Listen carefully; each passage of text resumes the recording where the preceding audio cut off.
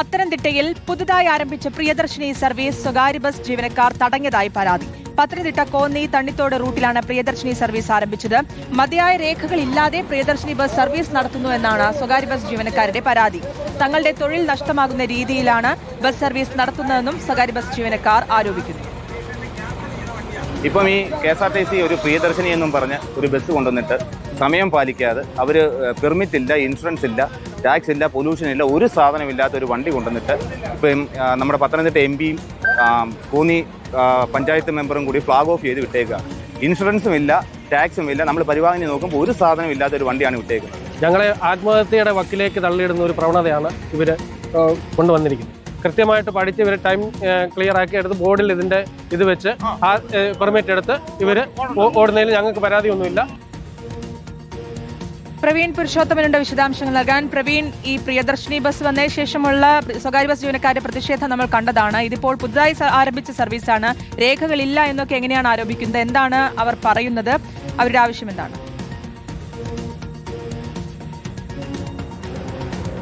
കോന്നി തണ്ണിത്തോട് മൂഴി എന്ന സ്ഥലത്താണ് ഈ ഒരു സംഘർഷമുണ്ടായത്. ഇന്ന് രാവിലെ അവിടെ പ്രിയദർശിനി ബസ് സർവീസിന്റെ ഉദ്ഘാടനം നടന്നിരുന്നു. അത് പത്തനംതിട്ട MP ആന്റോ ആന്റണിയാണ് അത് നിർവഹിച്ചത്. ഒപ്പം തദ്ദേശ ഭരണ പ്രതിനിധികളൊക്കെ അവിടെ ഉണ്ടായിരുന്നു. ഈ റൂട്ടിൽ സ്വകാര്യ ബസ്സുകളാണ് കൂടുതൽ സർവീസ് നടത്തുന്നത്. അവിടെ ബ്ലൂ ഹിൽ എന്ന കമ്പനിയുടെ പേരിലുള്ള 10-ലധികം സ്വകാര്യ ബസ്സുകൾ ഈ മേഖലയിൽ, ഈ പ്രദേശത്തെ ഈ റൂട്ടിൽ സർവീസ് നടത്തുന്നുണ്ട്. അപ്പോൾ ഈ സ്വകാര്യ ബസ് ജീവനക്കാർ ഈ പ്രിയദർശിനി ബസ് തടഞ്ഞു എന്ന ഒരു ആരോപണമാണ് ഇപ്പോൾ ജനപ്രതിനിധികളും നാട്ടുകാരും ഉന്നയിക്കുന്നത്.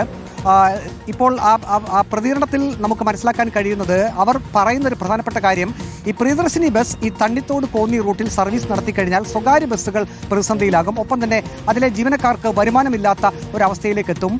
പ്രധാനമായും സമയനിഷ്ഠ ഈ പാലിക്കാതെ ഈ പ്രിയദർശിനി ബസ്സുകൾ സർവീസ് നടത്താനുള്ള ഒരു തീരുമാനത്തിലേക്കാണ് പോകുന്നത് എന്ന് സ്വകാര്യ ബസ് ജീവനക്കാർ ആരോപിക്കുന്നു.